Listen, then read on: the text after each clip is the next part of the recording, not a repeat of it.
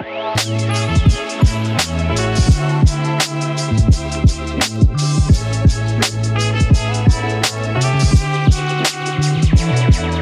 up, Creekside? Today we are sitting down with the one and only Tony Hogan. Hey, nice from to Crux Cigars. Yes, sir. And we're smoking the same cigars, two of them side by side, about what, 8 years apart, 7 years apart?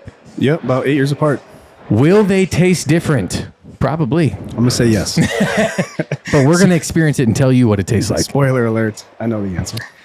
And because I just know this is going to be really fun, we're going to put, right now on the website, you can go grab a 2-pack of each of these together so you can smoke side by side vintage Crux versus new Crux.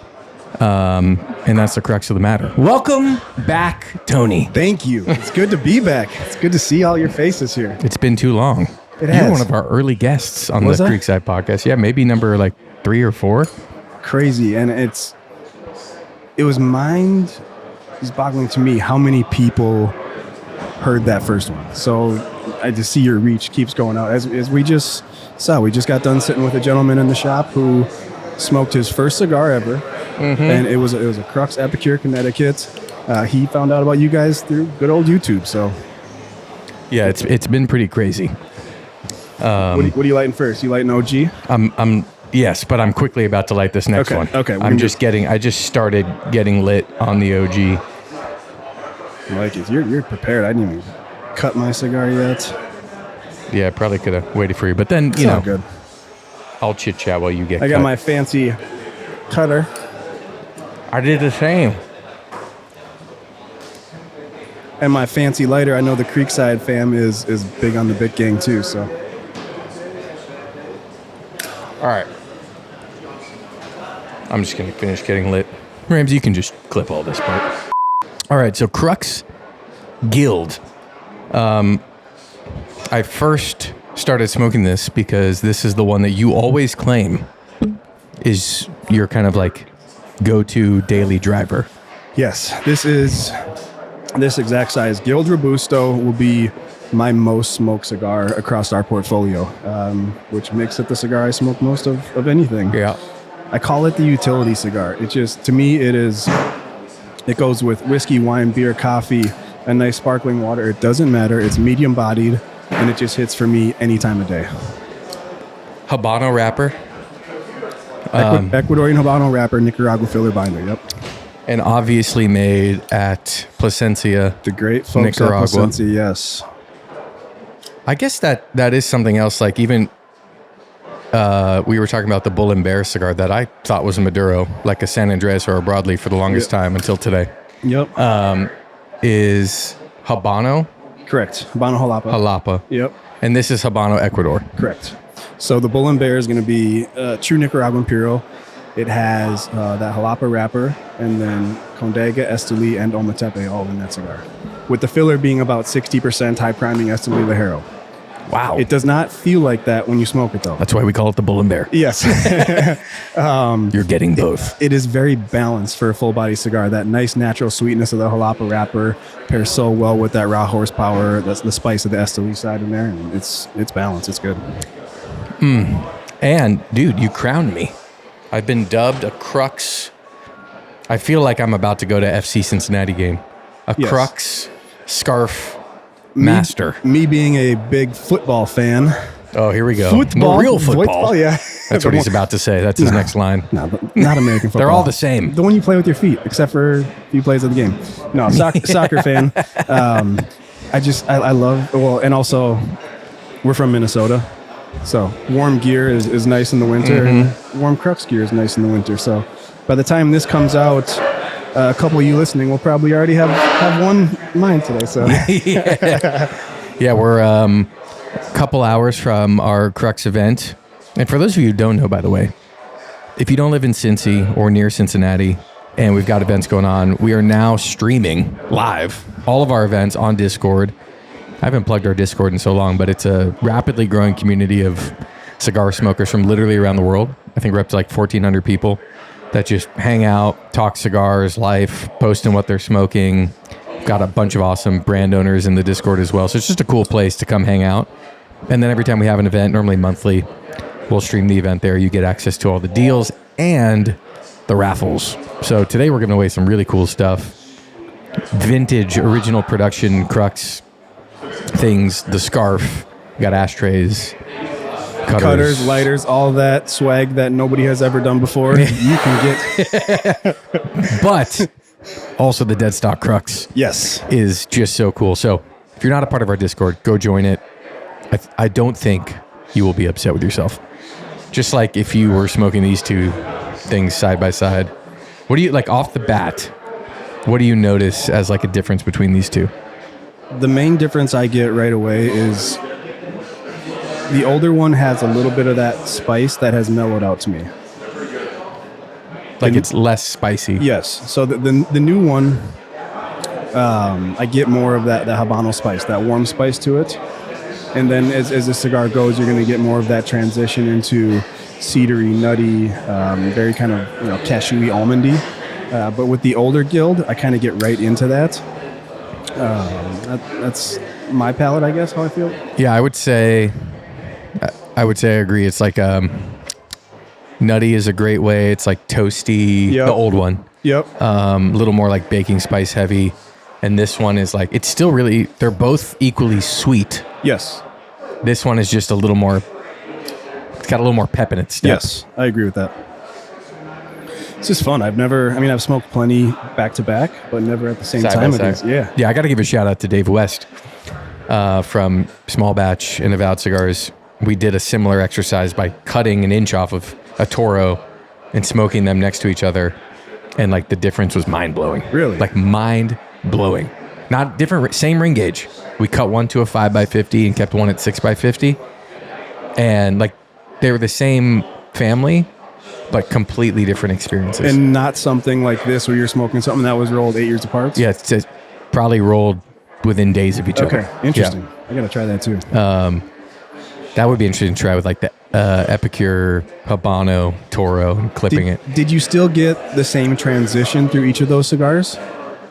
No. Okay. And what's funny is, and obviously you guys can go back and watch this, but you would think that right where you start on the clipped one would taste the same when you get to that point on the Toro, and it doesn't. Interesting. It doesn't. Okay. What was the idea to do that?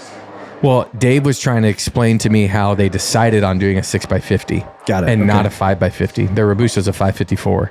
And, no, I know. I meant to tell you that thing is horrifically loose. Even when you tighten it, you can only tighten it so much and then it will loosen again. So you just got to like, yeah, there we go. Super professional. Thanks, Ramsey. And he was trying to show at the end, he revealed that they didn't go with the 5x50 because it got like too harsh towards the end. But when they put it in a 6-inch format, it kept it like cooler and it built slower and it worked better all the way to the end. Okay. Whereas the 550 started off like boom in your face. Okay. Which was great, but then it just like, it got bitter, it got hot, and the 650 was just like this perfect. Anyway, you should try it. But I appreciate that side of why the blender makes the size they do, and not just make the size for the market. Yes. So for example, our Bull and Bear, you're never going to see that in a Lancero and a Corona Gorda. It just doesn't work in that size. Our Passport, our De Connoisseur, some of our smaller ring gauge sizes, you won't see in a larger ring gauge format because that's not the way that tobacco is supposed to play with each other. It just doesn't work. The ratio's in there. Yeah, and I feel like something I've noticed more and more is I'm more open to smoking different sizes now just because I like to see how a blend reacts to a different format. Sure. Because they really are different experiences. Yes. And as much as you would, you're using the same tobaccos, you're using the same factory, but ultimately you're using more of some tobaccos in a Toro than you are in a Corona Gorda. Correct. So it's going to taste different. Yes, you're changing the formula. You're changing that recipe. One thing, Jeff, I know really strive to have everything in the Crux lineup. If you're going to smoke it in the Toro or the Robusta or Gorda or Corona Gorda, it tastes very similar across the palate. And I feel like that does a good job. What we were talking earlier, this Guild is one I feel the Corona plays different than the Robusto or the Toro. It comes off spicier, Yep. which I love. This will be my test to see which one I like more, because I've been smoking a lot of the Guild Corona. I haven't smoked much of the Robusto, but even already, this is like. Here's what I'm already impressed by. They actually do taste very. If I close my eyes, I would really, or if we did this blind, I'd really have to focus to tell these apart. Okay. I think, like it tastes like the same blend. Yes. Which is good because it is the same blend. A lot of people, when we did our rebrand, But this has that sweet leatheriness that's just. yeah, it's sweeter. Woo! Maybe I lied. Maybe I would be able to tell them apart. What were you saying? I was saying after we did our rebrand, everybody thought that we also changed the blends. It was weird. You know, it was in a good way that they thought the cigars tasted better. Because they looked better. Yes. And I said... It's just a consumer behavior. And there's still plenty of people that I tell nothing changed. They don't believe me. They don't believe me on it. I don't know. They didn't. I don't know. They didn't. Same cigar. The only thing that's different is the box they're coming in, the packaging they're coming in, and the band that's around it. That's You eat with your eyes first, and so You do. It's true. I guess you could convince yourself they taste better if you think it looks better. But I mean, the difference between these two is just so crazy. Color-wise, they match up very well. Nothing. Yeah, I was talking more the band. Oh, the band. Oh, yes. Color-wise, they literally look identical. If they didn't have a band on and you smoked them, it'd be tough to not know that they were rolled 8 years apart. But yeah, there's a sweetness to this old one that's really cool. You know what else is fun about smoking, knowing that you're smoking some that are wildly like years apart, is you then know that this blend ages really well and can kind of change and take on new form. So it's a good collecting cigar. Yes. So like buy some, smoke them now, lay some down for a couple years. But both of these are going to have a very, very tight ring on the ash. A lot of people use this cigar for us for their long ash competition. Really? Yes. And I'm not a big fan of those because I don't like to be smoking like Yeah. this. But even on this, I like to let my ash go until it drops the first time, especially if it's the first time I've smoked a cigar, just to see the construction of it. But this Guild, that ash is going to hold tight for a long time. This is such a great blend. All right, I'm so happy to be doing this. So now that you're an inch into it, Yep. let's get your thoughts. Let's talk new Guild first. Okay.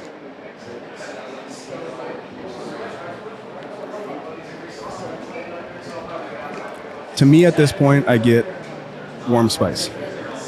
I get cedary. I don't really get much of that nuttiness or sweetness yet to it, which I feel transitions about a third of the way through on this. Mm-hmm. It's almost like a warm baking spice thing for sure. There's almost this like orangey thing happening. Sure, okay. Or like it's some type of, it's weird to say fruity notes with cigars without sounding pretentious, but like I truly mean it. There's like it's bright on your palate. Yeah, but it's not overly like acidic and like a bad Connecticut or something. Yep. It just has this like fruited thing happening and the baking spice. It's a really good fall cigar. Yes. Like it tastes like the season, like I'm drinking an apple cider. And as we're looking out this beautiful big window into the creek in the fall, it's perfect for it. And then when you switch to this one,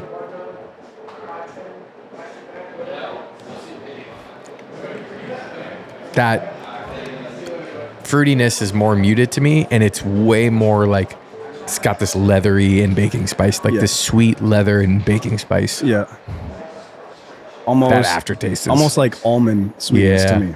Like amaretto type thing. That's what the finish is like. Amaretto for sure. Man, all right. So when you're not smoking side by side vintages of Crux Cigars, what is Tony Hogan doing? Traveling the world? Traveling the world, more so the country, selling cigars. Not selling cigars side by side either, but selling cigars. And when I'm not doing that, I am enjoying time with the dog and the 3 kids and the wife. Now 3 kids. 3 now. Yeah, last time it was 2. Yep. I have a 3-month-old boy at home now, and then a 4-year-old and a 2-year-old girl. So people ask you, what do you do for I just fun? got the chills. Yeah, yeah. Because I'm like, I know it well, but not 3. But I know 2, and I'm just mentally adding 1 more to the mix. 1 to 2, you still go from man-to-man to zone defense, right? Yep. Because you're by yourself a lot. Yep. You know, it's one person's with the kids, one's doing all the chores around the house or focusing on their profession. 3 was not that big of a jump, I'll be honest with you. That's encouraging. And maybe it's because at this stage, our 3rd is the easiest. He sleeps way better than those girls did. He's an easy baby, and knock on wood. I'll probably pay for that later. You're giving me hope, Tony. You're giving me hope. Yeah, so get working on another one. Let's go. Because we were both girl dads. Yes. And then you betrayed the girl dad system. I had to get rid of my girl dad hat. Yeah. It was still predominantly, but yes. I'm no longer outnumbered if you count my dog as another male in the house. We'll count it. You're tied up. You're tied up. We're even. So you've been with Crux since the early days? Yep. It was founded by my cousin Jeff Hogan, and What year? 2011 he started the company. Okay. 2014 we sold our first cigar. So within that time he spent about 4 months out of each of those years traveling all of Central America, using his relationships, factories, farmers, everybody that he's had being in the industry for as long as he was on the retail side. So that's kind of, at the end of the day, Placencia was the right partnership for us. It allowed us to vertically integrate through them, and turns out they have some of the best tobacco in the world, in my opinion. Yeah, very true. And it's rare that you see brands making cigars at Placencia, Nicaragua. Yes, they are. I don't even know if they're really taking in new customers. I don't know, but I love, like, we have a lot of people who smoke Placencia here at Creekside. And one of my favorite things and the guy's favorite things to do is like, hey, you should try this Crux brand. I'm like, I don't know. I've never tried it. I've never seen it. We're like, just try one. And they'll smoke it and they'll be like, oh my God, I love this thing. We're like, we know, because you're always smoking Placencia you're tobacco. Smoking stuff out of that same factory all the time. This is a way to try it from a totally different perspective. Yeah. Different palate that's blending it. Yep. Using different tobaccos, some of the exclusive Crux tobaccos that you guys use. Yep. And at a great price point. Like it's fun to watch people try it for the first time and be like, I love it. And it's like, yeah, this was the easiest recommendation I've ever given you. I see your palate, exactly. I see your palate. We're magicians. But yeah, and so many times in talking to you and in Jeff, which, by the way, you guys are like, for sure, we've done the most Crux interviews on the Creekside platform. The last one you did with Jeff. Oh no, we did it before PCA. I know, but I thought we didn't have the masters going during the podcast. Did we? No, we had Crux content. Yeah, that was before you guys had the masters on your big LED wall. We had it at the trade show this past year. It was right during the Masters. So, being fans of golf, we had the Masters on in our booth most of the weekend. We had a putting green. We were giving away golf clubs. The crowd around the Crux booth, not just doing business, but a lot of spectators were watching, especially Sunday. Sunday was such a blast. Yes, I remember that vividly. There was hundreds of people standing in the hallways, getting yelled at by security as the show ended. We're like, come on, it's hole 17 and 18. We're not going anywhere. We gotta watch. Give us some time. Live a little bit. Yeah. But you sat there and a lot of people were taking videos, and I saw some after, and it looked like they were sitting on the 17th green of the Masters. It was fun. That was really cool. And we had like that conversation I had with Jeff, to me was like a carryover of so many things we've talked about, because it's clearly in the DNA of Crux. Yes. Which is relationships. And that is a multi-sided coin of relationships in general that get you access to amazing tobaccos and factories. Yep. Relationships that get you access to great retailers, to great packaging suppliers and marketing professionals. Like, relationships are, to me, the core of what makes or breaks a great cigar company. Yeah. And for us, relationships happen in here through forms of service and hospitality. And so I've always appreciated that about Crux and about you and about Jeff, is how much of a focus that is, but not in a transactional way. Not like we need to build these relationships to get this. It's like, no, we just That is just part of who we are. And I was gonna say, truly, it's genuine. I mean, it is genuine. I know a lot of people speak, but their actions don't always align with what they say, right? And I truly, I mean, again, I care about, you're my brother, right? I care about you beyond business. Yeah. Relationships matter. And we try to be the company that I truly say that we want to be the easiest company to work with. And I've heard it before, and I feel like you could probably attest to our actions align with what we say. Yeah. Relationships matter. And for us, you think of the word crux. And I get asked so many times, what does that word mean? And I say it has a meaning at so many different levels. Yeah. Top one being our manufacturing partners, Placencia and AJ Fernandez. Two of the best, two great ones in our industry that put out phenomenal products. And then you go down to some of our ethos using 100% recycled paper on all of our 5-packs. I didn't know this. All of our bands. Yeah, it's how can, and that's one. So the refill bricks, if you've ever bought a brick from us, sometimes it doesn't come in a dress box. And if you want a dress box, we have those. You can get it that way too. But most people don't care about the dress box. It's gonna, unless they have a beautiful walk-in humidor or cabinet humidor in their house, those cigars are coming out of the dress box, and it's going in the garbage. And from the retail side, we've seen it, and you can see it. How many of these dress boxes end up in a landfill? You can't sell them for $1 fast enough. You can't give them away fast enough. They stack up. So, two reasons: A, when our dress box is expensive, how can we be smarter to not have to give the price increases that the industry keeps seeing? We've taken 2 in the last 7 years only. Wow. We still haven't. It's been, I think, 3 years now since we've had a price increase. And it's one of my least favorite parts of January is I just start getting all the emails, price increase. Correct. I'm like, I get it. I know you guys have to make money. Yeah. But like, it's always in January. It's always this time. Like, can we plan? Is there different things we can do for packaging? Like the innovation in cigars needs to start, I think, to evolve. Yes. And that's for us. It's how can we be smarter on the business to not have to have that price increase, but then also, how can we be smarter and helpful for the environment and not putting that dress box into a landfill? And then down to, the crux on this level of being in a cigar shop and the community, the sense there. It could be from how many business deals are done in cigar shops to how friendships many, that are made in cigar shops. Friendships are made. Life problems that are solved with each other. Friends turn into family at a cigar shop very quickly. And for me, that is, with my retail partners as well, how many weddings I have been into, how many phone calls and pictures I get when they have the birth of that child. It's one of my favorite parts about this industry is how little this big industry is when it comes down to it, and how tight it is really across the board. I mean, yes, we're all competitors for that shelf space, but we truly care about this culture of a handmade product that has a lot of love into it, and it shows. I mean, we are in such a golden era right now of cigars. People smoking cigars right now for the first time don't really maybe know how lucky they are. And even for me, I guess I've only been smoking for a couple decades, but cigars now I feel are much better. More accessible. Yeah, that too, yeah. Way more people making them. Yep. More options, but they're just better in my opinion. They're just better. Yeah, they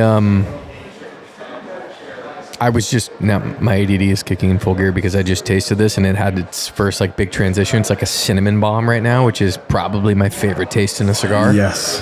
And it's like, and look at this thing. It is just ripping. But what I was going to say was like, I think about all the times that we talk on the phone and I'm like, less, I don't know, 25% or less, I put an order in. Yeah. And to me, I say that as a huge positive because there's a lot of people that we work with, different brands and stuff like that, where it's like when I see someone call, I'm like, oh boy. I'm like, I'll call them back once I check the account and see what my buying pattern and needs are, because I know that's like the point of the call, which I get. That is part of doing business. Like everyone needs to sell their product. We need to sell our product.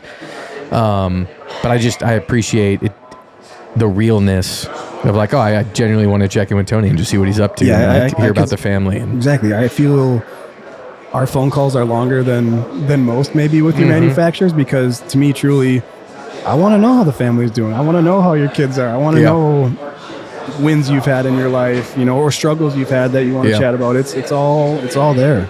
And that is, to your point, the culture of cigars. It's why to me the culture of cigars is more addicting than cigars themselves. Yeah. It's everything that happens around it.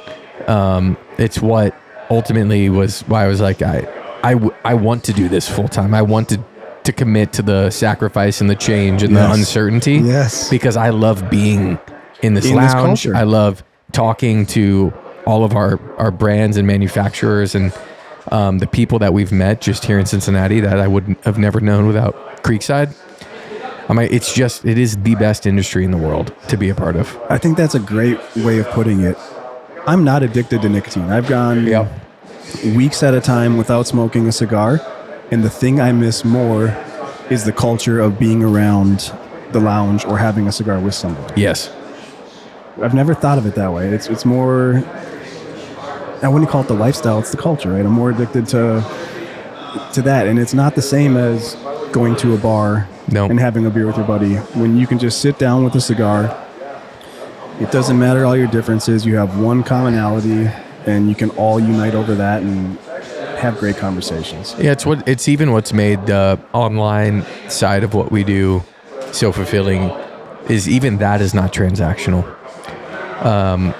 And I think about like our Discord community or on Instagram, on YouTube, whatever. Like I know a lot of these guys now. Yep.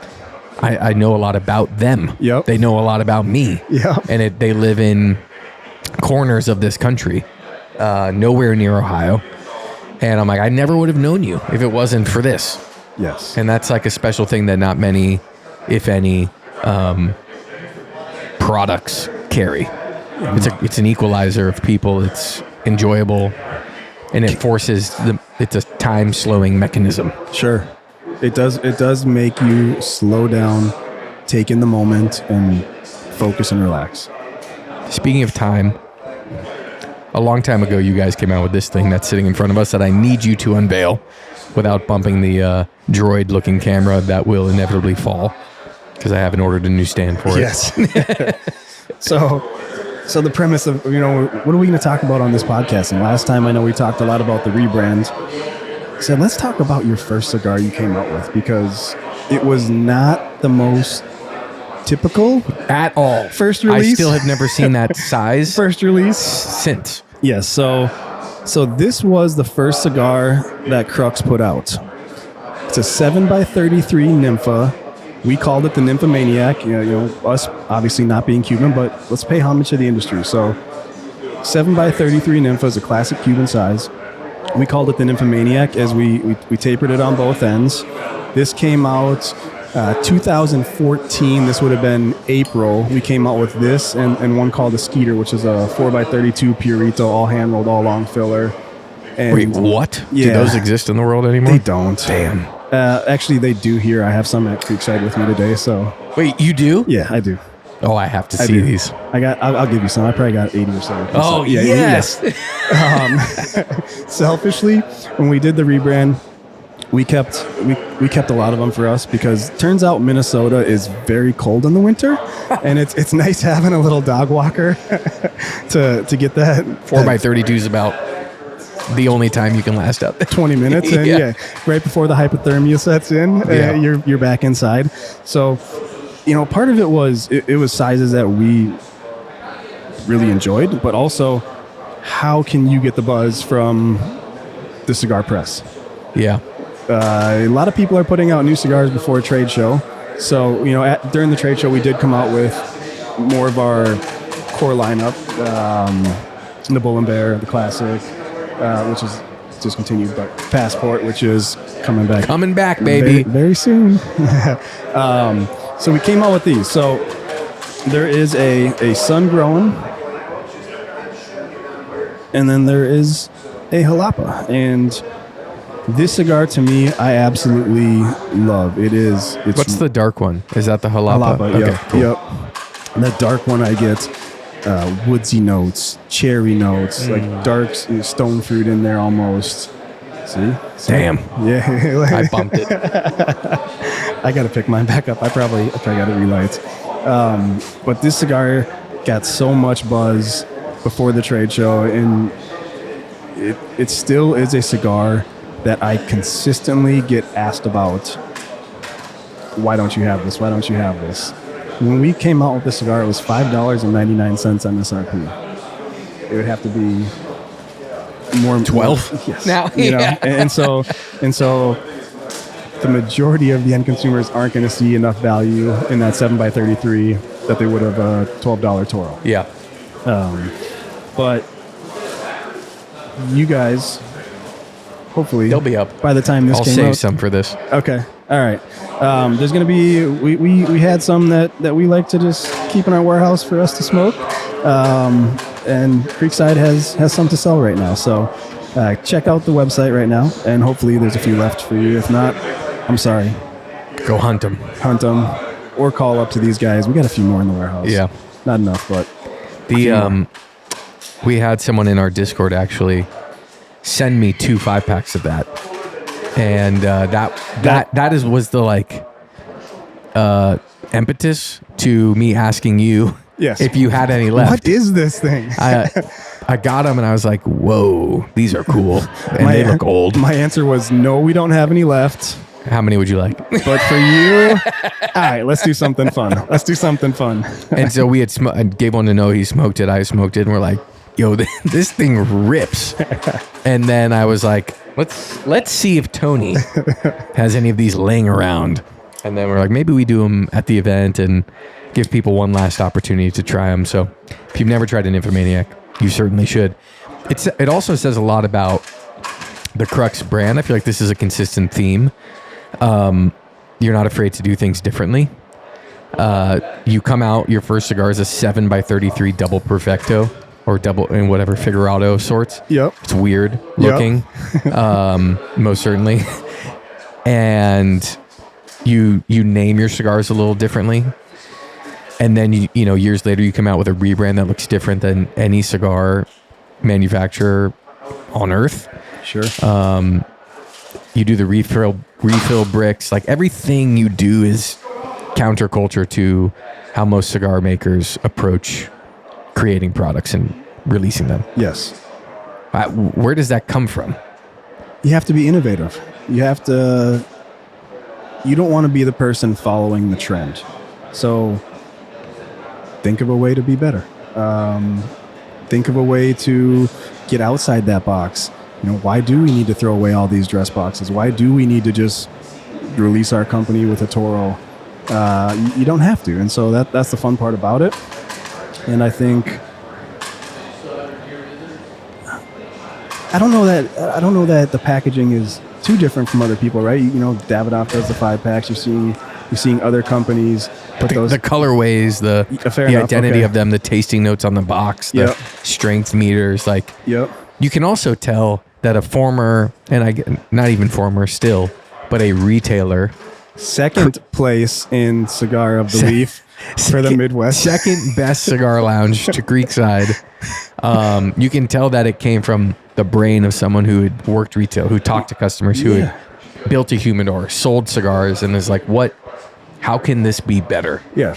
And which I just so appreciate. Well, you see so many things that you love and that you don't love. So use that and learn from that. And I'm really, I keep thinking about this. I'm like, I really don't want to discredit the new one because I smoke this one often. But this thing is this old Guild is a very special cigar. Yeah. This is fantastic, and I cannot stop smoking it. And the thing about the spice, I still get the spice on the retro. The retro on this older Guild to me is pure cinnamon. Yes, that is why I'm so addicted to it right now because, like I said, it's my favorite thing to taste in a cigar, and that is 99% of the flavor happening right now, and I can't get enough. Yeah, they're special. They're special. We don't have enough. I think there's only, we're down below 40 boxes or so. It's just that signature Nicaraguan taste, but refined, not like the punch you in the mouth type one. It's like Is Nicaragua your favorite origin of tobacco, or where would you say? So historically, yes. Okay.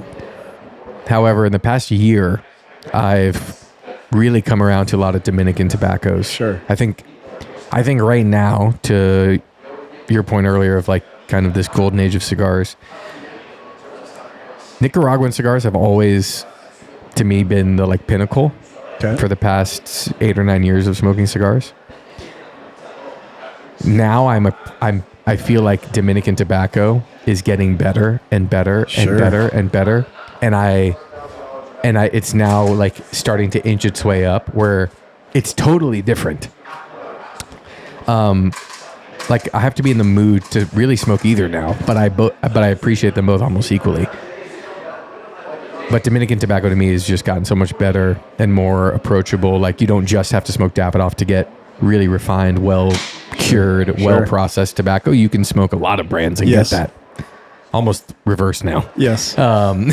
Whereas before it was like Nicaraguan tobacco, you know, I'm like, this is, I know, going to be a home run for my palate. Now they're like neck and neck, which I really like. I love Dominican tobacco more in the beginning of the day and Nicaraguan tobacco towards the end of the day. Fair enough. Kind of build up to more of the spice, more. I think generally, you know, Nicaragua's going to have more power, more spice. There's an elegance to Dominican tobacco when it's done right. Yes, softer. That I love. Yep. More floral. And then there's just a big flavor, voluminous smoke, however you say that word, that I like, that I also just love. The cinnamon. But Nicaraguan's still probably my favorite, but the Dominican tobaccos are really picking up for me. Sure. This thing is just... It's tough. It's tough to think about a conversation when in my head I'm just trying to think about the different nuances of these two different cigars too, because it is fun how similar but how uniquely different they are at the same time. Yeah, that's right. Like the most impressive part to me is that I know it's the same brand, not even like Crux. I mean, I know they still both taste like Guild. Yes. It's just getting those two different expressions of it that's a lot of fun to smoke side by side. I never knew you were a Bic guy. Yeah. Which is just fantastic. Yes. Number one selling lighter in the world for a reason, right? For a reason. Yeah. It does not get confiscated out of your luggage. Yeah. Unlike yours today. Yeah, it's all right. First time. Lost a brick of lighters. First time it happened. Shout out to TSA. Thank you guys. They're back to work now. Enjoy those. Because they're not going in the garbage. Yeah, this is a divine way to spend an afternoon of smoking these two side by side, which again you can do on our website right now. We'll talk after, but I'd love to be able to put this in a club box in the next couple months and just reserve the rest of what you got. With how big your club is getting, I don't know if I got enough right now. We might be able to do it. So we'll talk. We'll talk after this, but I think that would be really cool for people to get to experience one last time. We probably could, or with maybe one of our old limitadas. Yes, those 2018s. Yes. So we got IPCP. You know it's old when it says IPCPR on it, not PCA. I don't even know when did they rebrand from IPCPR to PCA? Somewhere around 2020. Yes, 5 years ago. Yeah. So the old boxes now they don't say the show on them. The ones that they have here at the shop right now. We got some old IPCPR 2018 limitadas that are, spoiler alert, smoking really delicious as well right now. All right, so we got the Passport coming out this year. Able to be this year. Mm-hmm. And we got the Marblehead. Yep. That's what it's called, right? Yep, Marblehead Project. So that'll be a $7.99 Toro and $8.99 Gordo. And that's what we smoked at the trade show this past year. Did I tell you the price point before you smoked it? I don't recall. I just remember really loving it. True. And I love a true like 109 Marblehead cap. Yes. You know, it's another way for us to pay homage to that industry, right? Take that Cuban 109 cap. We made our own molds, and we call it the Marblehead. And so us kind of playing off that, you know, what the end consumer is not, in my opinion, asking for more $100 cigars into the market. Yeah, agree. They're coming and they're asking for, what is your best cigar under $10? Yes. Which 10 years ago, you could walk through your humidor and pick out a lot. Now Probably 60%, 70% of the humidor. now maybe feel like that 10 is more to that $13 to $15 of where that honey hole is in the price point. I feel not that there's not amazing cigars under $10 still, but it's something that was needed in our portfolio to get more people smoking Crux too. Not that we're a high price point. Our cigars range. I think our most expensive cigar is $17.99. So it's very, very affordable.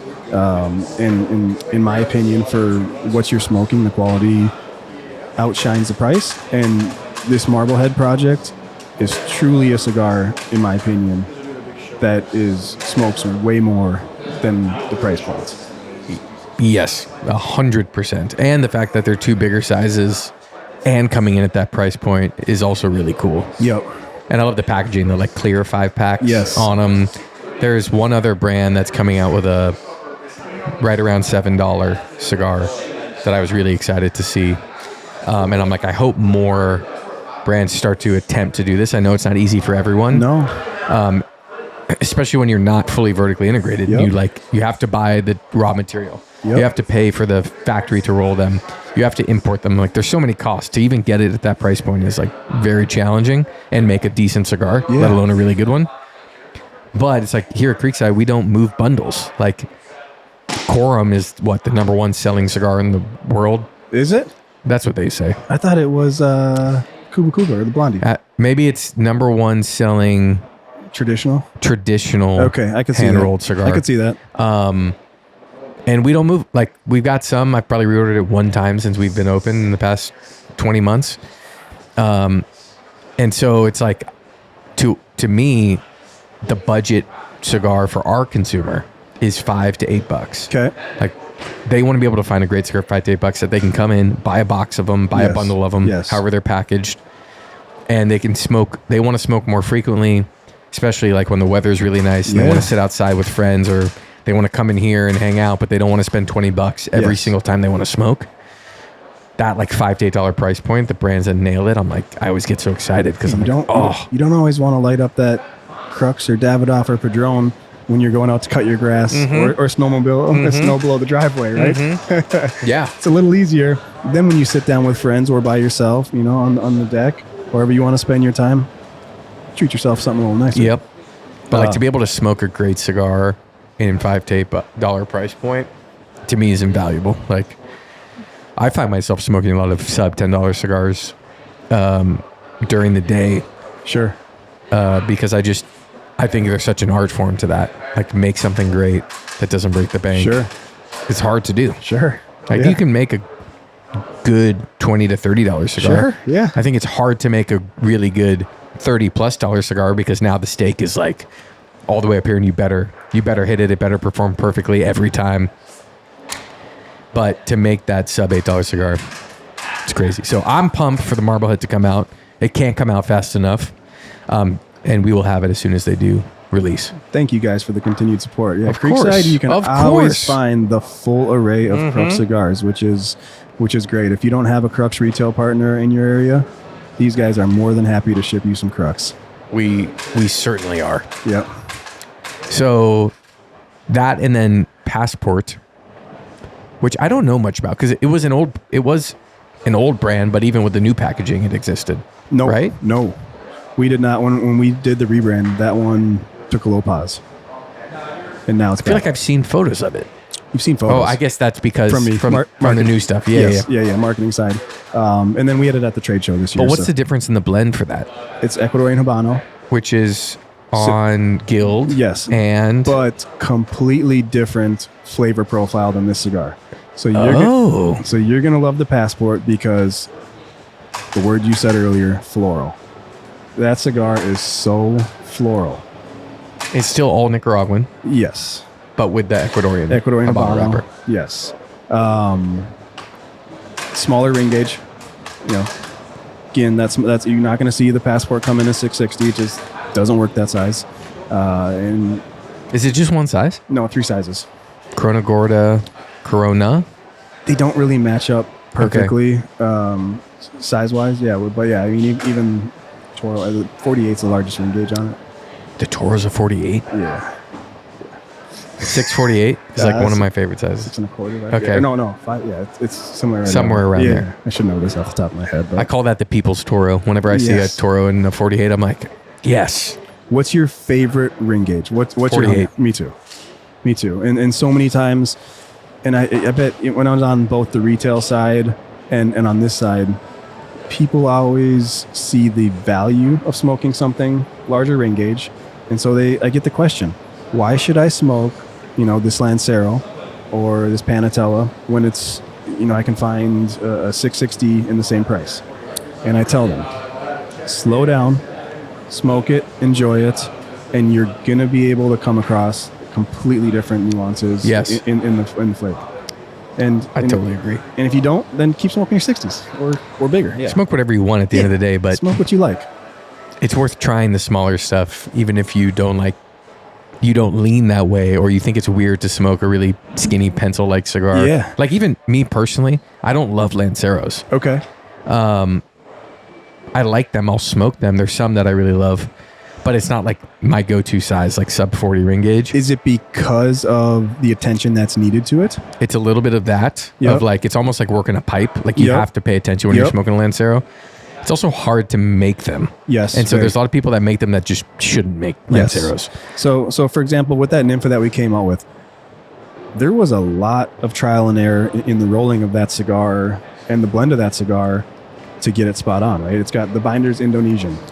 Very little flavor in that binder, but the right combustion rate to make that pencil burn perfect, right? Yeah. A little bit more thicker of a leaf to really have that burn perfect on it, which you'll see when you smoke it. I mean, the burn, for being a 33 ring gauge, it burns perfect.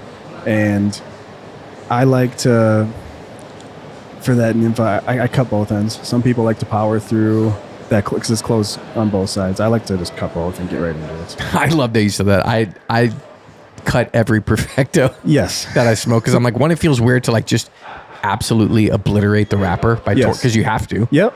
And I'm like, I just don't want to do the like skinny straw in a milkshake thing for even though it's only 3 or 4 puffs. I'm like, I'd just rather not get into it. Yeah. Just let me get into it. I appreciate the art of making that shape and the visual appeal, but I'm clipping it. But if it has a closed foot, oh, I'm burning that.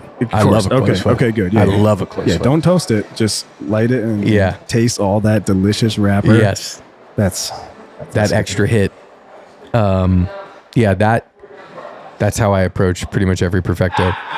I forgot that you worked retail. Yeah. So you went consumer. Yep. Retail. Yep. Manufacturer side. Correct. That is something to me that also speaks to the Crux magic. Yeah. But what is that like to go from like, oh, I like cigars. My cousin has a cigar lounge. I get into cigars. Yeah. I would assume that's kind of how you got into it because of Jeff. Yeah, of course. I mean, I smoked them before Jeff, but I would be more the casual smoker at a wedding, at a golf course, occasionally with friends. And I was just more of a puffer back then, right? I enjoyed smoking. And then when I got to the retail side is when I really was able to gain more of that knowledge of being able to taste tobacco. Because I would read the different reviews or blogs on cigars when I first started smoking, and I'm like, I don't taste any of that. I taste smoke. And I still tell people the best review, all you need to know are 2 things about a cigar. You like it or you don't like it. It's that simple. You don't need to pull out number 2 lead pencil or saddle or this, that, or the other. I like it or I don't like it.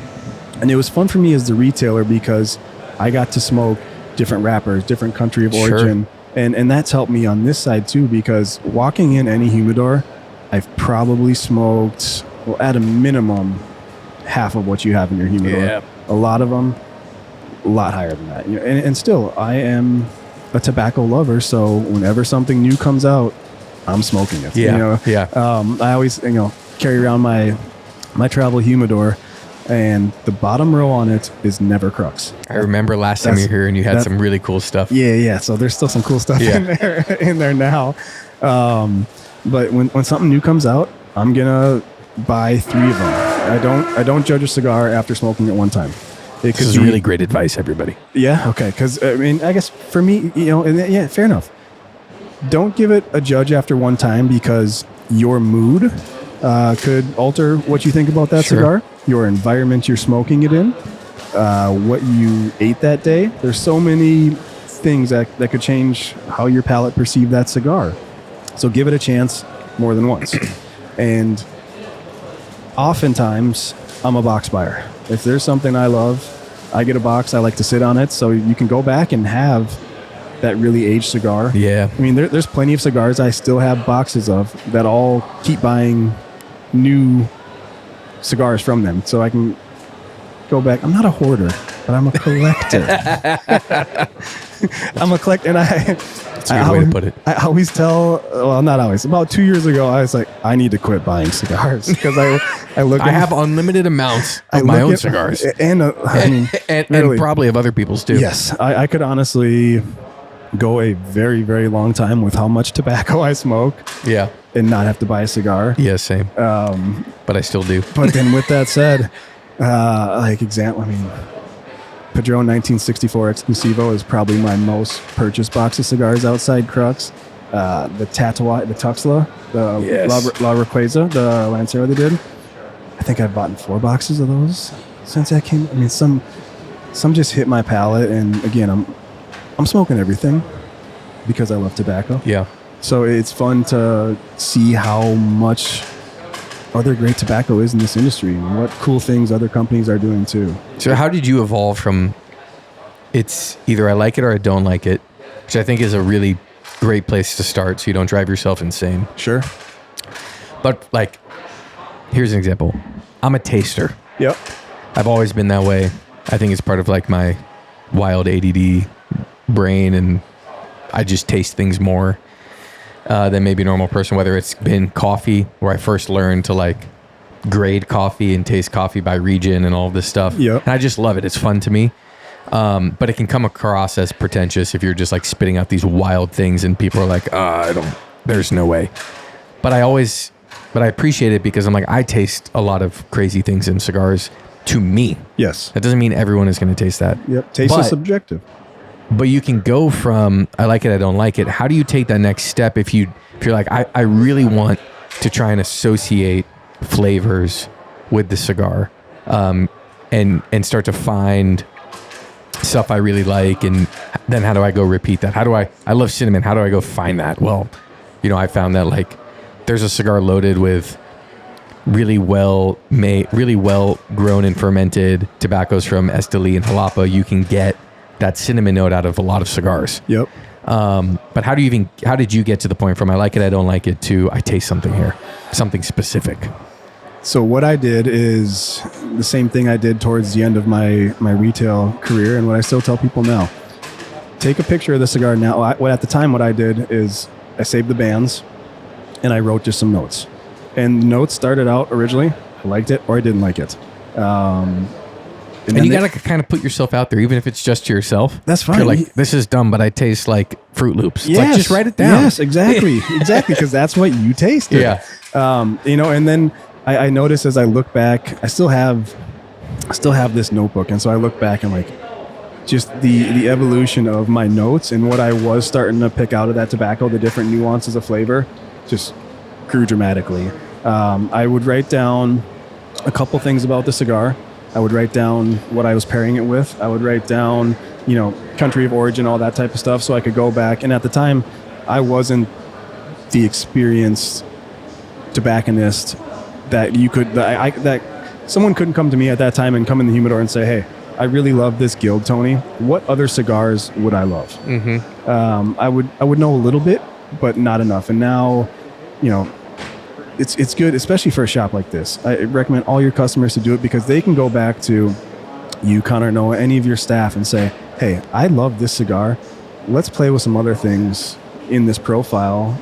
Or, I really love Nicaraguan tobacco. What are some other, just put you in the right direction. Yeah. And that's why a good tobacconist at your local retailer is so important, and what drives this industry really of getting you out of smoking the same thing every day. Yes.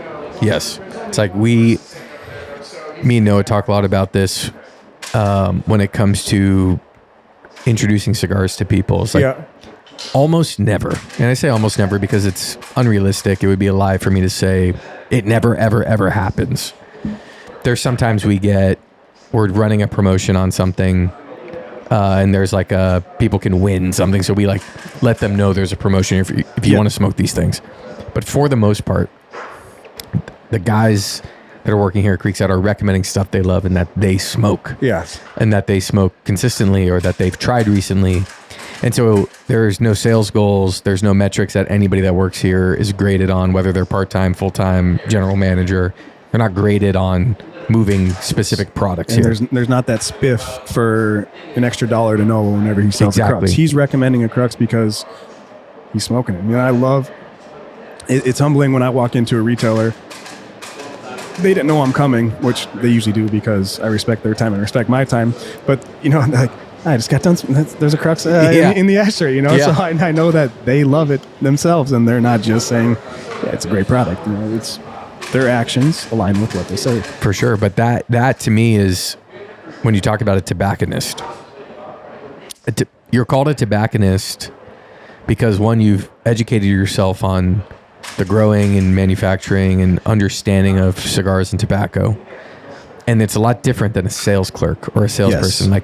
And those are two very different things that both exist in the cigar industry and in retail. Very much. And to me, the biggest difference, even beyond the education piece, like formal education, a tobacconist is someone who smokes cigars and recommends cigars for you because they've smoked so many different types. Sure. That they can understand when you walk in because you've only smoked Perdomo champagnes and you want to try something new, and we put you on to 2 or 3 different really mild, creamy Connecticut cigars. Not because there's a sales goal, but because that person has smoked enough cigars to understand the flavor profiles and recommend new things to you. It's why what we were laughing about, I'm like, the amount of times me personally or the guys here have recommended cheaper cigars to people that come in asking for something when we have. It's not like, oh, we don't carry that Plasencia Alma Cielo at $30. It's like, we do. And you can buy it right here. But also, have you tried this? And Correct. It's like $11.99. And most of the time people are like, no, but like it's $20 cheaper. Could it even be as good? It's like, that's for you to decide, but they do have similar tasting profiles. Well, I'm sure you get it too somebody walks in, and I would get this all the time on the retail side, or they're getting a gift or for themselves. What's the most expensive cigar you sell? Yeah. I want to buy that. And I would say, why? Why do you want that? Or I'm new to cigars. It's my first cigar. What's the most expensive one you sell? Because they think dollars equals quality.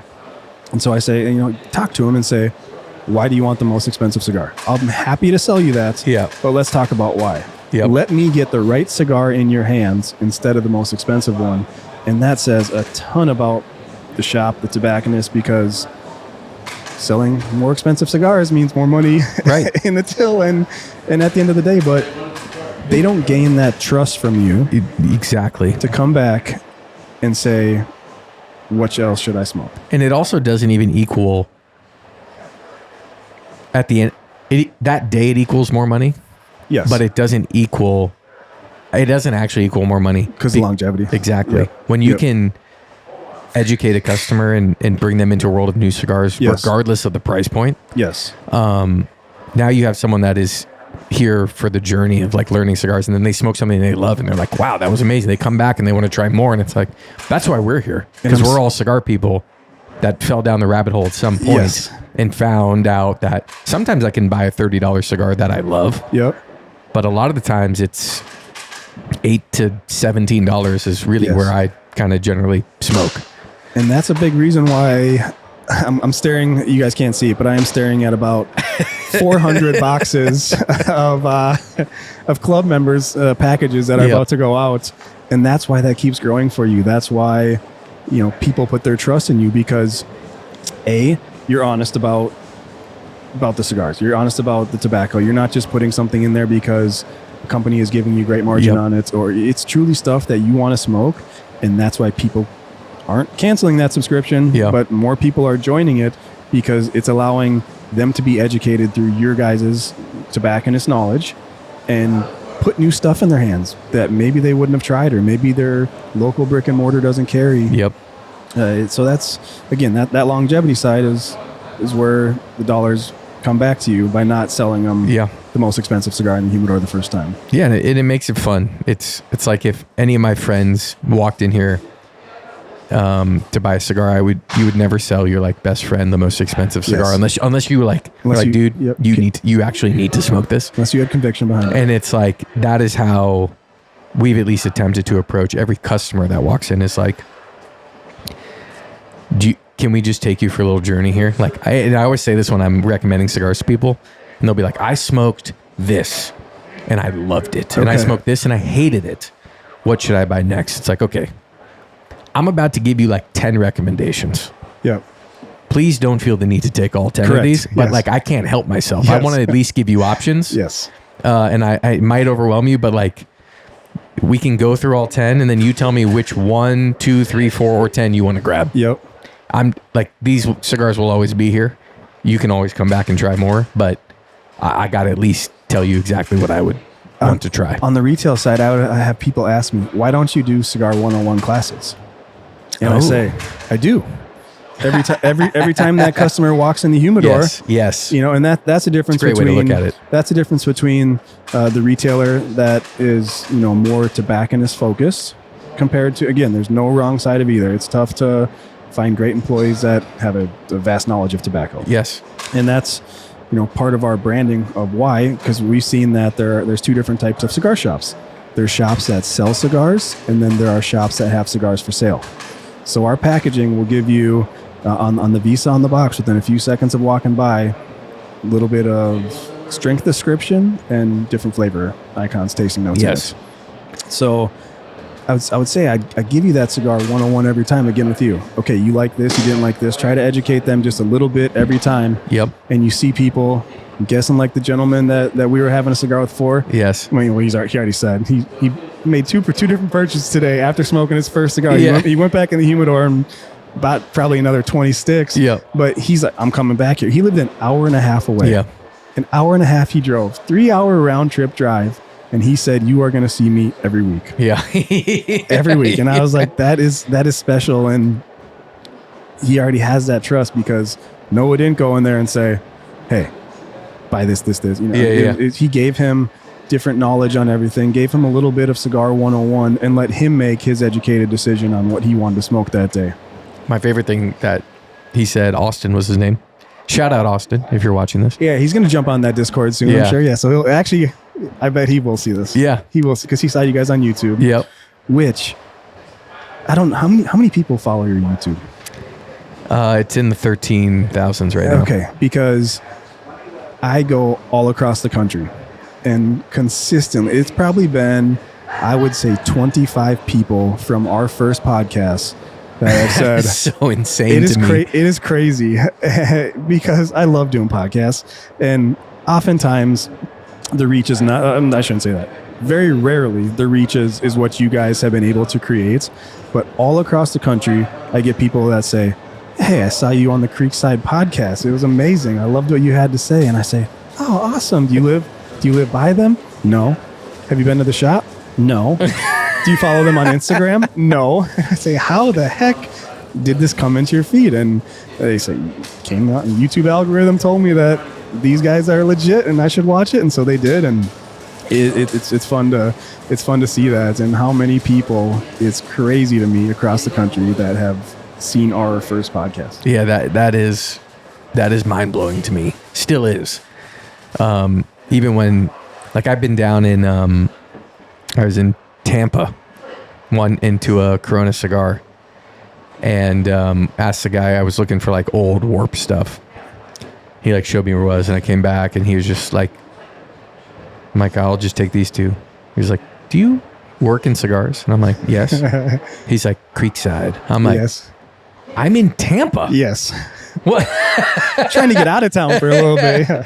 But it was awesome. I'm like, no way. And he was a younger guy working in an awesome cigar store. Beautiful place. One of their flagship like lounges. And, you know, he related a lot to what we talk about and what we've talked about a lot on this podcast, which is the approach that a tobacconist has. And I'm like, I feel that is coming in this next generation of really like millennials that are taking more managerial or ownership positions in lounges and in retail, and starting to kind of shift from just being a boys club, not even a boys club, like a boys club of very specific people who have been coming here for a long time, to this more inclusive environment where people feel welcome. That's what Austin said that to me. I was like, we're doing our job, right? Yes. When he was like, the place looked really nice, but I knew I wouldn't have to wear a suit to come in here, and I could put my hat on. Correct. And I'm like, man, that is the best compliment you could give Creekside, is that you feel like there's a level of quality and care, because there is in every single detail that we do here. But also you can come in however you are. Come how you are. Like exactly. you'll see construction guys with the highlighter vests on and their work hats next to them, sitting down and smoking a cigar, and you'll see lawyers and doctors come in here, and it doesn't matter. And oftentimes they're all sitting together. Yeah, those are the coolest moments. They are. Those are the coolest bring moments. that garbage man and that billionaire next to each other, uniting over the leaf, having that same commonality, and just enjoying themselves, enjoying the conversation they're having in the moment. It's one of the greatest joys of running this place, is seeing that happen. What shops, are there any across the country that helped with your vision of starting this place?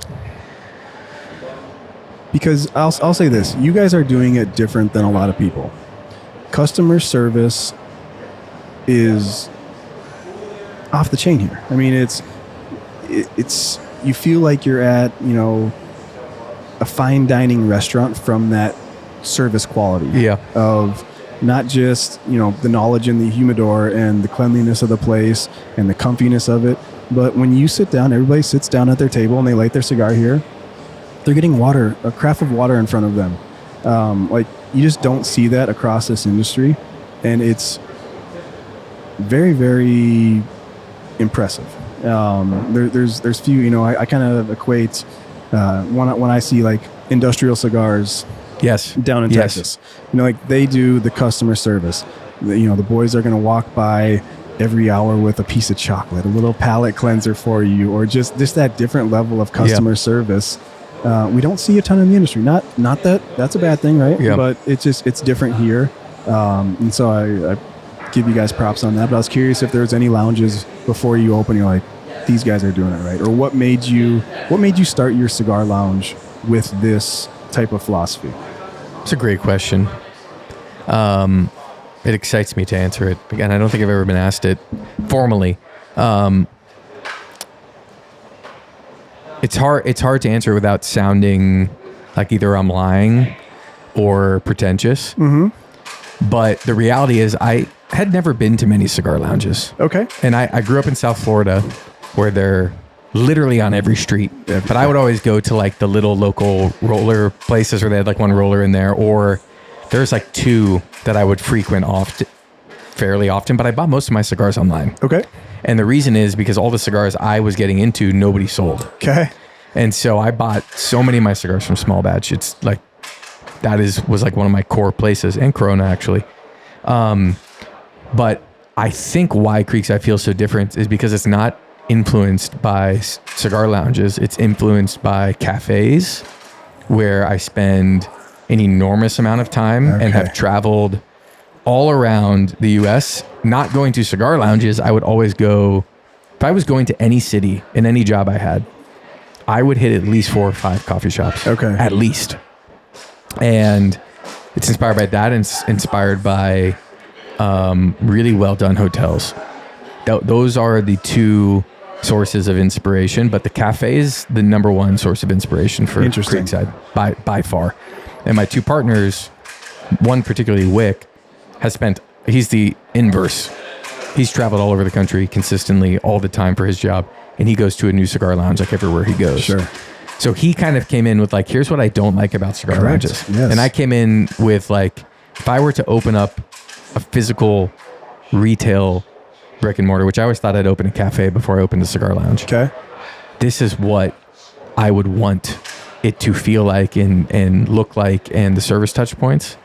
And so it's really a lot inspired by 2012 to 2015, 16 cafe culture, where they're really design focused, craft focused from like a physical standpoint and product, but the service always sucked. Yes. At coffee shops. It's always pretentious.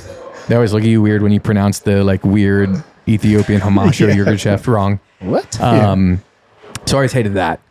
But the design and the look and feel and the operations come from cafes, and then the hospitality, that comes from, it really comes from all three of us.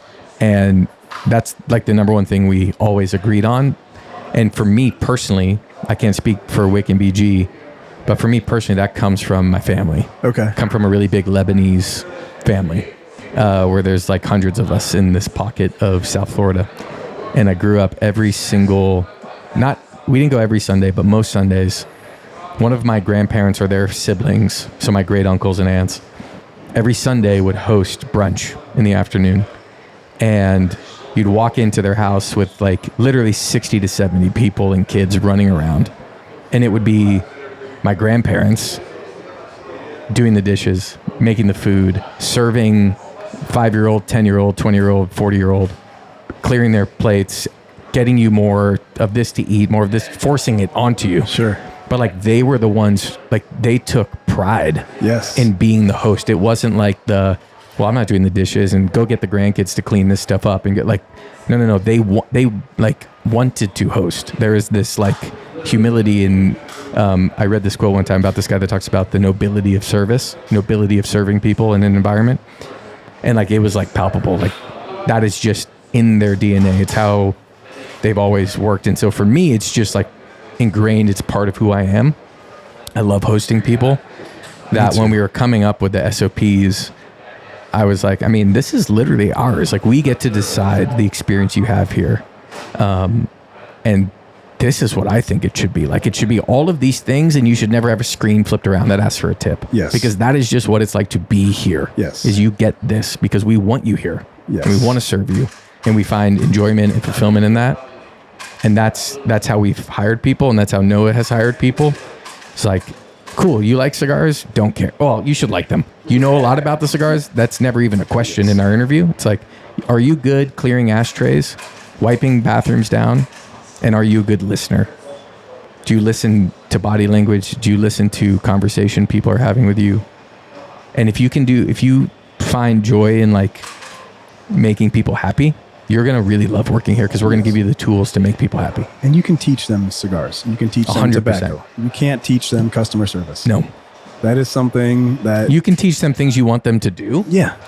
But you can't instill the desire in them to want to do that. Want to serve. Yeah. Correct. It does take a special person to do that. I honestly. It does. And we have 5 of those special people that operate this place with that in mind. Like the texts I get are like, it'll be photos of something crazy they did for a customer, or like some review that came in that like fires the team up. And I'm like, this is awesome. Like the more that we can do things that, I don't know. I love shocking people with crazy service. And I asked this to Noah one time. I said, okay, how do you guys take it to the next level now?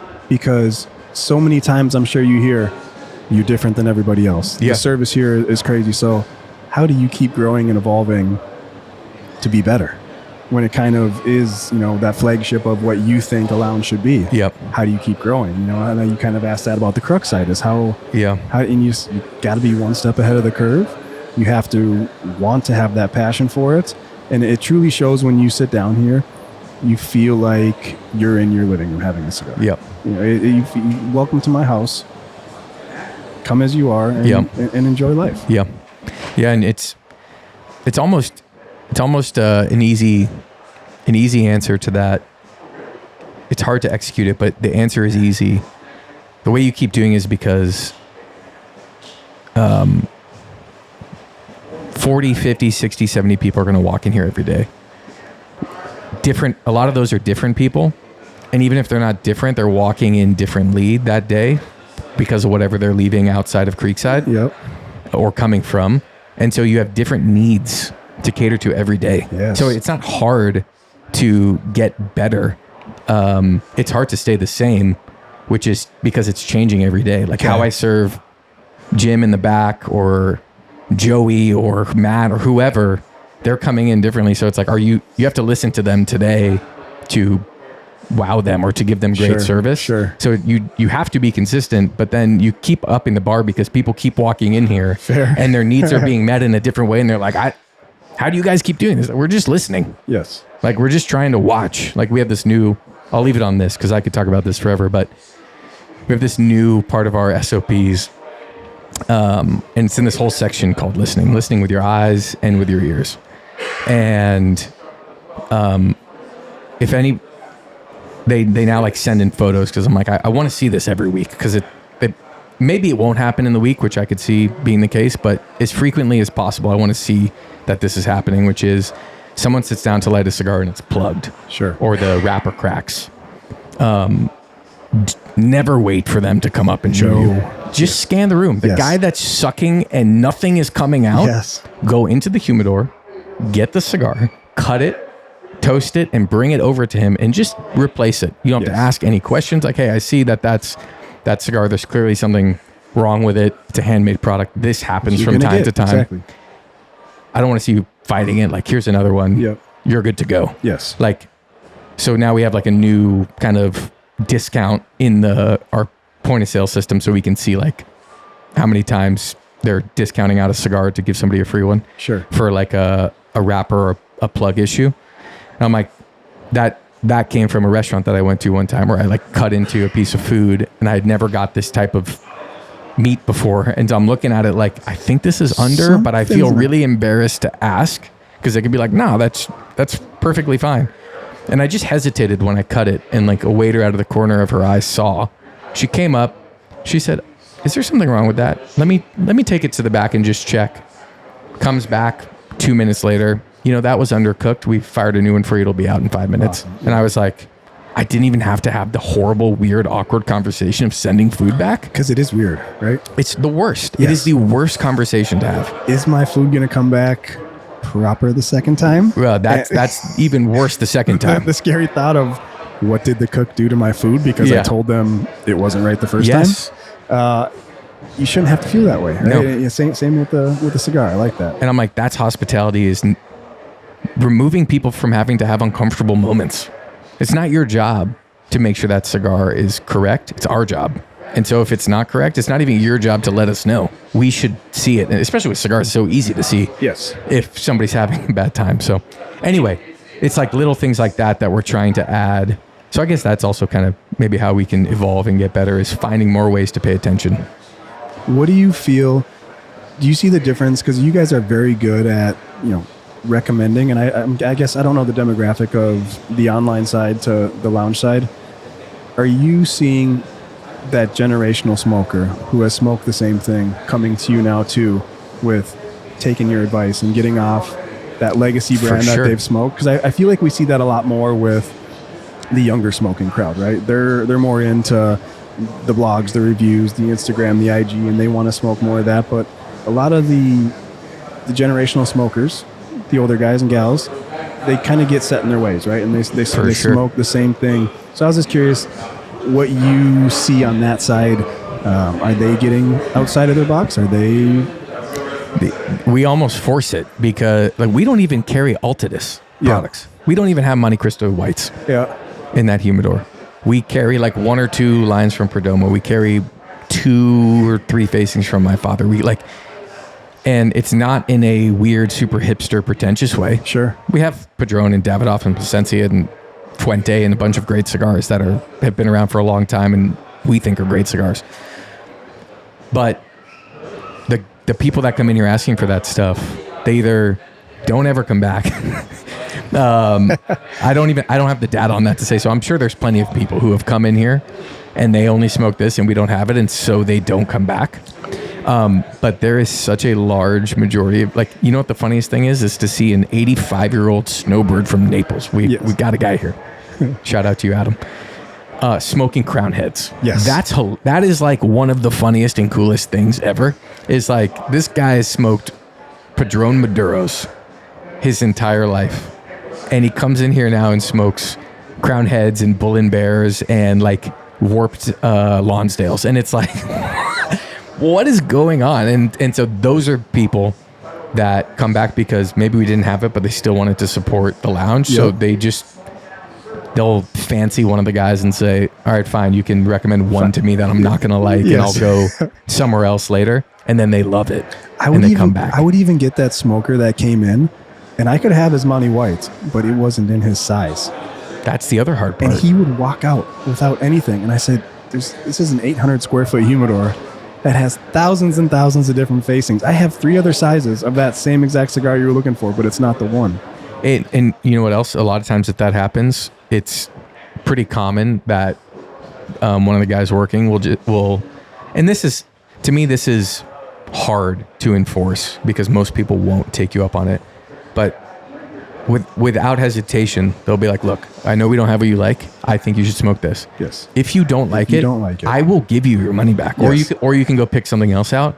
And like it, most people won't, even if they don't like it. But they will make it a point to be like, I know you're not going to want to, but it will not offend me if you come back and say that cigar wasn't for me.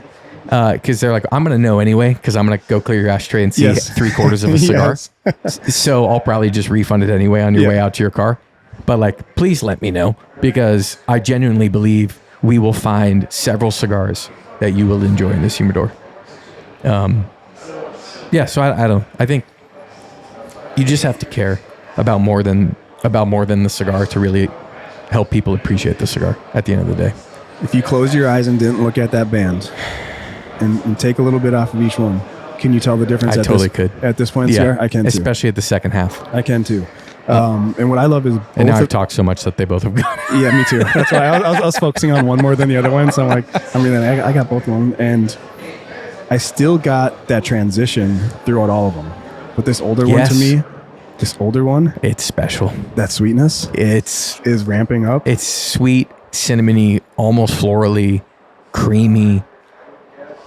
It's fun. We're not comparing apples to apples here. We're talking about almost a decade in between. Micro fermentation, everything in that process of that tobacco still aging. Yes.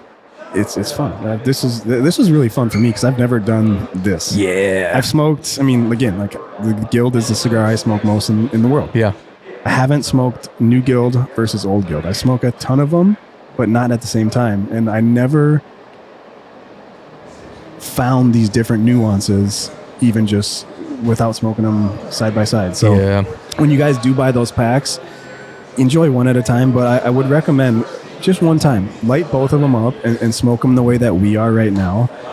And just take your time with both, and you'll kind of, it's pretty fun to see the different nuances in each of these right now. Yeah. Fun is a great way to describe this. It's really enjoyable to do that. I'm glad we did this. I was more excited to smoke an Infomaniac right now, which I thought we were going to smoke on the podcast talking about that one. But I had to change it up when I saw that. I actually forgot we were getting the old Guilds, and I'm like, I genuinely just want to know what these two taste like next to each other. So we're going to throw a curveball and do it. Yeah, you came with me. You're like, let's smoke two. That's going to be fun. Let's do that. Damn it. I really want to smoke that Nymph. We'll smoke the Nymphas next. Which, spoiler alert, I'm lighting that up after, right after, All right, well, we'll keep burning these down. But thank you, Tony, for spending time. Yeah, my pleasure. As always. Thank you for the continued support from Creekside, and thank you for being a breath of fresh air for the industry, right? I mean, more people should A, come in and experience this themselves, but B, copy what you guys are doing. Yeah. You know, in a humbling way for you guys, like the level of service should be done more places. Yeah. We're actually going to be launching Creekside Collective here soon. Nice. That's going to help build this like network of lounges that care about the same things we care about. Sure. And then kind of give them the operating procedures and the training tools and like literally all of the ways that we do it. Yes. We're going to be coming out with that in the new year. So nice. I'm excited good about for that. You guys. Good for you guys. Find way to like bring this into more lounges that care about it and just don't know like the tangible steps of doing it. So all of that and more at the Creek. Thank you. I look forward to the next time we get to sit down on a podcast. I mean, we talk a lot. Yeah, you'll have another kid. No. And And we'll be ripping Marbleheads and passports. We are done with 3. But yes. The famous last words. No. We got a timestamp now, so you've heard it here first. Yes. If we have another kid next time, it'll be because I have not done what I need to get done. Which makes me remember, make that damn call. You got to make the appointment, pal. Yes, I do. I do. All right, y'all. Thank you guys, as always, for the support of this channel, of Creekside. It means a lot to us. Drop a comment on the video and come join us in Discord if you're not local so we can hang out from time to time. It'd be awesome. And continue after this one, too. I'm curious how many more people are going to say. If you see Tony, tell him you saw him on the Creekside I pod. saw you at Creekside. So Go tell him. Yes. And when you do see me, I look forward to sitting down and having this conversation with you. I love going into lounges. Yep. I'm not the guy that stares at his shoelaces in the corner, whether it be an event or when I'm just at the lounge smoking. I want to be the loud guy. Yeah. Chatting it up. Talking shit with the barbershop mentality. It literally is, right? Yeah. Everybody can come together and have a good time. So thank you guys for supporting Crux and Creekside. It was a blast doing this. Appreciate it. Likewise. All right. We'll talk to you all soon. Go smoke in good company somewhere. Peace. Thank you guys.